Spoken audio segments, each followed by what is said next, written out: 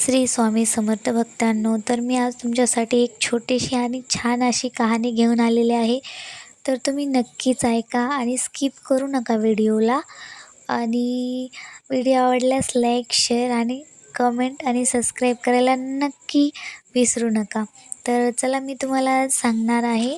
ही कहाणी आहे वटपौर्णिमेची आणि स्वामींच्या चमत्काराची.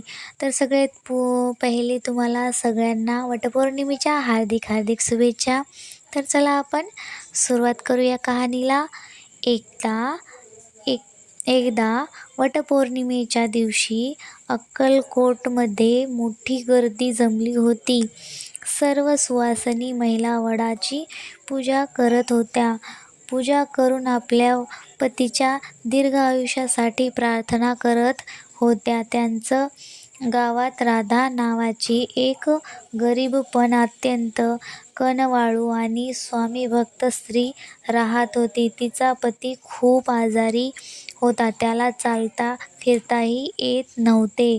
राधाने मनभावाने वडाची पूजा केली आणि थेट स्वामींच्या मठात आली. तिच्या डोळ्यात अश्रू होते. ती स्वामींच्या चरणावर डोके ठेवून म्हणाली, "स्वामी, आज वटपौर्णिमा आहे. जगाचे पाठीराखे तुम्हीच आहात.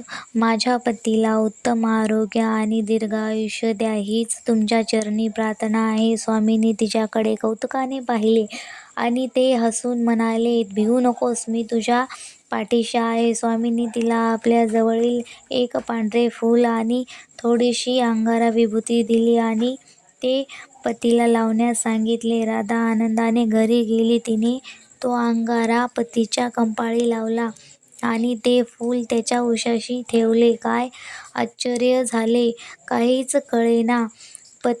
पतीचा सगळा आजार नाहीसा झाला आणि तो स्वतःहून उठून बसला. जणू त्याला नवीन आयुष्यच मिळाले होते. राधाला समजले की सावित्रीने यमराजाकडून सत्यवानाचे प्राण परत आणले होते. तसेच आज स्वामींनी तिच्या पतीला नवीन आयुष्य दिले होते. राधाला समजले की सावित्रीने यमराजाकडून सत्यवानाचे प्राण परत आणले होते. तसेच आज स्वामींनी तिच्या पतीला नवीन आयुष्य देऊन तिचे सौभाग्य राखले. ती मनोभावे स्वामी नावाचा जय जयकार करू लागली. श्री स्वामी समर्थ. श्री स्वामी समर्थ. तात्पर्य: वटपौर्णिमेला केवळ झाडाची पूजा करणे महत्त्वाचे नाही, तर मनात शुद्ध भाव, अढळ श्रद्धा आणि सद्गुरूवर विश्वास असणे गरजेचे आहे. असेल तर देव स्वतःहून तुमच्या पाठीशी राहील आणि तुमच्या पतीचे सौभाग्याचे रक्षण करेल, कुंकवाचे रक्षण करेल. तो तुम्हाला आणि तुमच्या परिवाराला वटपौर्णिमेच्या हार्दिक शुभेच्छा मनापासून. तर माझा व्हिडिओ आवडल्यास लाईक, शेअर, सबस्क्राईब नक्की करा. आणि माझी कहाणी तुम्हाला आवडली का? आणि इथून पुढे मी असेच व्हिडिओ आणत जाऊ का, हेही नक्की सांगा. चला तर मग भेटू पुढच्या व्हिडिओमध्ये. श्री स्वामी समर्थ.